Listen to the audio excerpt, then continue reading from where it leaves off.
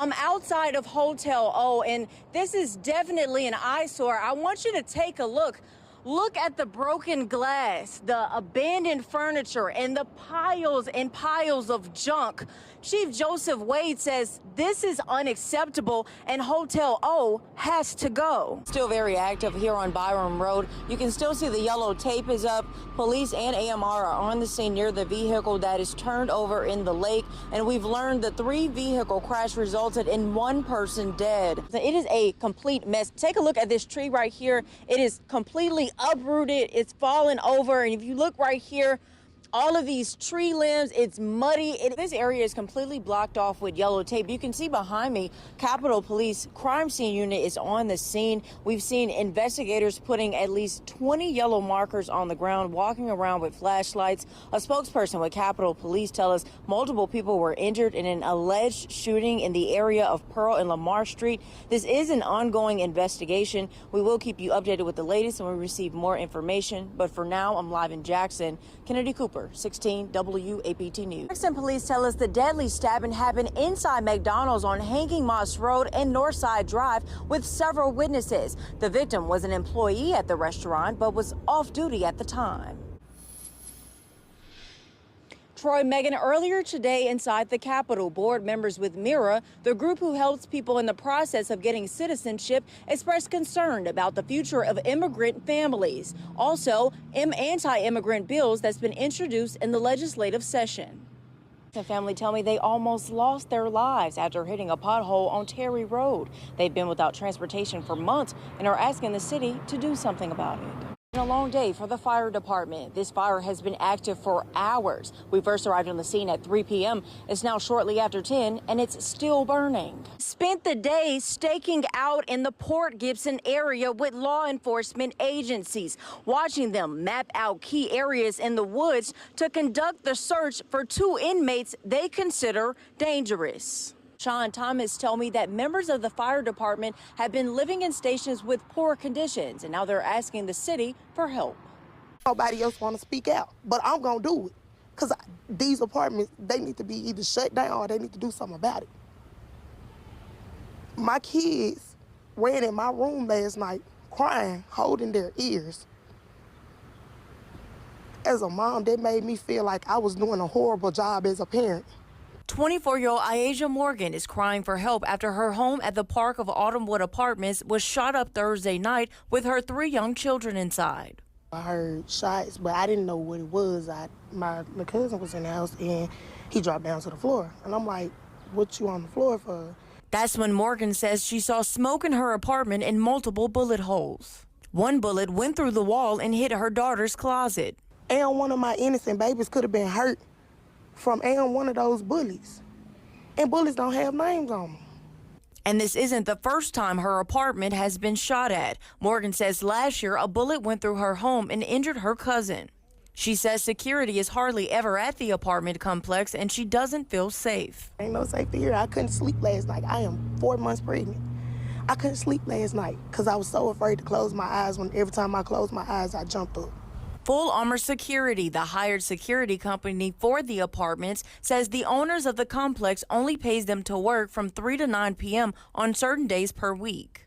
The company says the hours they aren't there are up to Jackson Police and the officers over that precinct to patrol the area. It's sad. It's real sad. When I'm only 24 years old with 4 kids and don't nobody want to help me. I've been crying out for help all morning, literally trying to find other apartments to go to get away from out here. Don't nobody want to help me. JPD released a statement saying, quote, "It is unfortunate that the senseless incident has occurred in our city, and we will continue to provide superior beat patrol and be proactive in crime fighting throughout the city of Jackson." The case is still under investigation. In Jackson, Kennedy Cooper, 16 WAPT News. It's been 69 years since the brutal murder of Emmett Till, and family members are still fighting for justice. They say it's their mission to tell his story all over the world. Make a long story short, we are here to support Emmett. She asked me, she said, when I'm gone, Laura, I want you to keep our legacy going.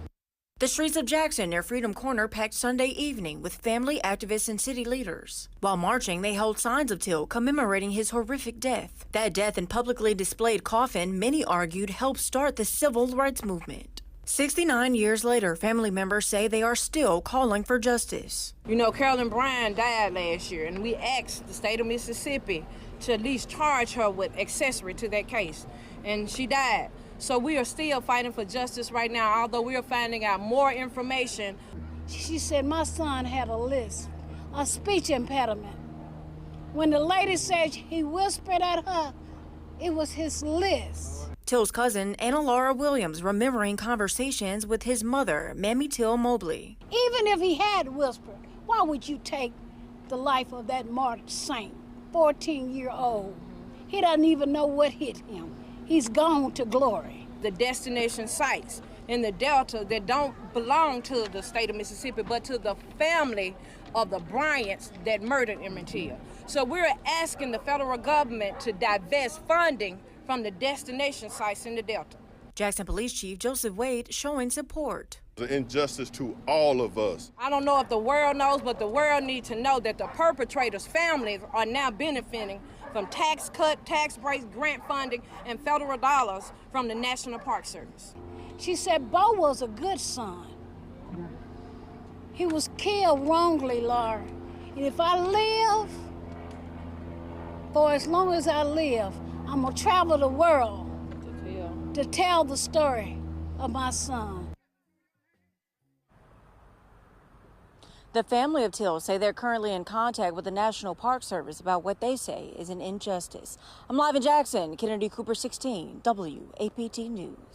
Deputy Martin Shields Jr. was laid to rest today, and throughout the day, the capital city was packed with people here to celebrate his life and pay their respects. To show this amount of unity this morning. Law enforcement from across the country, friends and family gathering to pay respect to fallen Deputy Martin Shields Jr. We feel that it's a necessity in these troubling times, so it's just to show our support. I'm very familiar with, or friends with the chief, and I want to come and show support for the family and for the fallen officer. As he was laid to rest, his celebration of life held at Jackson Revival Center was filled with singing.